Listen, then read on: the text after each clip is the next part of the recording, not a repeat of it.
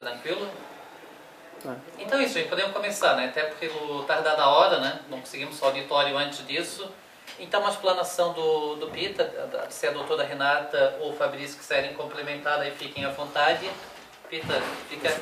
Daí a ideia é o seguinte, eles fazem a explanação e depois de terminarem, a gente abre um bloco de indagações, perguntas, questionamentos, tá bom? Que daí para poder otimizar também vão ser respondidos sem bloco, porque senão não vai estourar muito tempo. Ok, pessoal? Então, doutor. Boa noite a todos. Eu imagino que hoje a nossa conversa não vai ser tão longa quanto das outras oportunidades, muito embora tenha acontecido bastante coisa desde a última vez que a gente se reuniu aqui. Tá? O que foi que marcou esse período, desde a nossa última reunião até hoje, em relação a esta execução da gratificação judiciária, que é o tema que nos traz aqui hoje? A primeira delas foi a alegação de coisa julgada, que surgiu em relação a todos aqueles servidores que moveram ações individuais antes do julgamento da ação coletiva, não é? E com relação a esta situação de coisa julgada, nós temos também algumas informações a prestar a vocês.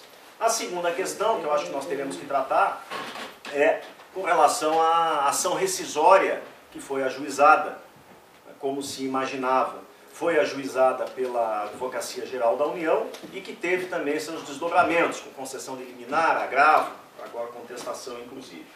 E por último, né, alguma referência com relação ao estado atual da inscrição dos créditos de vocês nos precatórios do ano que vem, ou em precatório para o ano que vem, né, em razão também desse tumulto que se seguiu, mas nós temos aqui algumas informações interessantes. Bom, com relação à alegação de coisa julgada, parece que isso aí, embora seja um fato recente, já parece coisa velha, porque aconteceu tanta coisa depois, não é? Mas de todo modo, nós conseguimos convencer o juiz substituto em exercício na terceira vara de que a coisa julgada formada nas ações individuais não deve excluir a abrangência pela coisa julgada da ação coletiva, porque não houve nos processos individuais a comunicação oficial da existência da ação coletiva. Essa tese nós chegamos a conversar da última vez, se não me engano, não é? E ela foi felizmente acolhida pelo juiz da execução, né? Pelo doutor Diógenes, que é quem está despachando estes processos na ausência do titular, doutor Osni. Bom, esta alegação foi feita, em muitos casos, através de embargos à execução, quando havia tempo, e em outros casos, através de petições avulsas, quando já havia transcorrido o prazo de embargos, e numa e noutra circunstância, houve rejeição por parte do magistrado. Bom, já houve agravo de instrumento da Advocacia Geral da União contra as decisões adotadas em caráter interlocutório, ou seja, contra petições avulsas, não é? Diante de petições avulsas, as decisões do Dr. Diógenes, e o relator do agravo, no TRF, não concedeu o efeito suspensivo requerido pela União, mandou diretamente para que nós apresentássemos contra-razões. Então é um indicativo de que Sua Excelência pelo menos vai refletir a respeito dessa tese, que como nós comentamos aqui, é uma tese moderna, avançada, mas que ainda não é uma tese majoritária na jurisprudência. Então essa é a situação da coisa julgada, né? Da alegação de coisa julgada, que atingiria aí algo entre 200 e 300 servidores na avaliação última que nós temos. A segunda situação é da ação rescisória, né? Aquilo que sempre imaginamos que pudesse acontecer, aquilo que nós desejávamos, né, em algum momento tentar evitar segurando ao máximo o ajuizamento das ações, mas que a partir do momento em que houve contratação de advogados particulares que anunciaram o ajuizamento, nós resolvemos enfrentar o risco, né, também nós, de responder a esta ação rescisória, ou de provocar o ajuizamento da ação rescisória, para que não perdêssemos o controle do processo como um todo. Né? Então foi feito o ajuizamento das execuções individuais através também da assessoria do sindicato.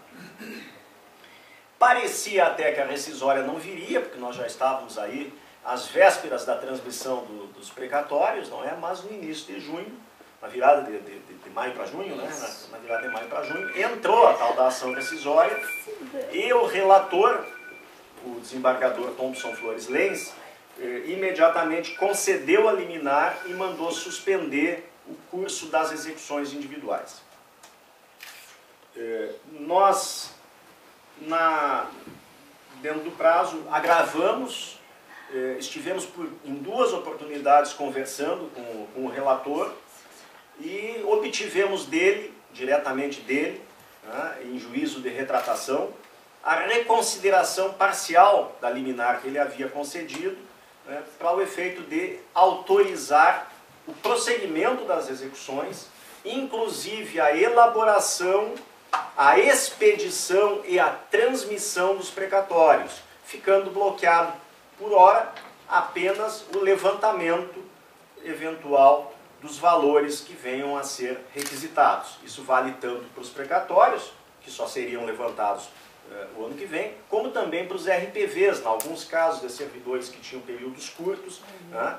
Isso, a requisição será feita mediante RPV e esses RPVs estariam com o valor disponibilizado num prazo máximo de 60 dias, mas não poderão ser levantados, pelo menos até que a segunda sessão do Tribunal Regional Federal julgue o agravo de instrumento. Ao julgar o agravo de instrumento, tem 3 possibilidades.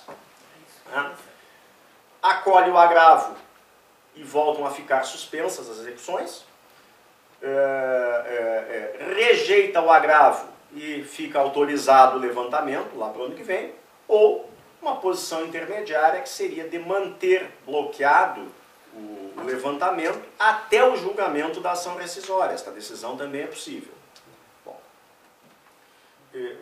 já adiantando para vocês, o que nós imaginamos em relação à rescisória? Nós imaginamos que o julgamento no TRF, do mérito da ação rescisória, deverá ser feito ainda este ano.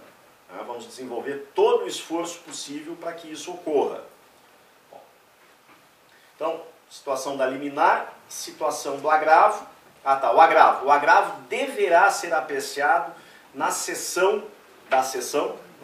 com 2 S, da sessão com C cedido, agora ao final da primeira quinzena ou início, ao final da segunda semana ou ao final da terceira semana de julho. A data não está definida, mas deverá ser em meados de julho o julgamento do agravo regimental que nós interpusemos contra a decisão do relator que deferiu a liminar na ação rescisória. Bom, finalmente, com relação à rescisória, nós também apresentamos a contestação agora ontem, na segunda-feira. Tivemos que usar até o último dia do prazo. Nós imaginávamos que fosse possível, né, Renato, concluir isso antes, mas pela complexidade da situação, pela delicadeza da situação, nós resolvemos, né, utilizar todo o tempo disponível para poder fazer também um trabalho tecnicamente o mais denso possível. Nessa contestação nós levantamos uma série de argumentos. Eu acho que não seria o caso da gente adentrar nisso agora. Só se o pessoal tiver curiosidade, a gente pode falar depois um pouquinho a respeito disso. Para não prolongar demais então esse relato inicial, o que eu posso dizer a vocês com relação aos precatórios, à inscrição dos precatórios? Que no fim das contas, né, a gente aqui está falando de tese, de processo e tal, mas o que interessa é saber o seguinte: vai sair o dinheiro? Quando é que vai sair o dinheiro? Essa é a pergunta que não quer calar, mas interessa o resultado prático de tudo isso. Bom, com relação a isso, o que nós podemos dizer? Claro, sabendo-se que o levantamento, pelo menos hoje, na situação atual do processo, a ação rescisória, o levantamento estará bloqueado. Poderá ser desbloqueado no julgamento do agravo ou no julgamento final da rescisória, mas por hora não haveria levantamento. De todo modo, como o relator autorizou que os valores fossem requisitados, então nós realizamos um esforço muito grande junto à terceira vara federal aqui de Florianópolis, a Secretaria da Terceira Vara, no sentido de que se recuperasse o tempo perdido, tanto pela turbulência causada por aquelas petições de coisa julgada, que aquilo atrasou os processos, inequivocamente atrasou os processos, quanto depois pelos quase 15 dias em que os processos estiveram suspensos em razão da liminar concedida pelo relator da rescisória.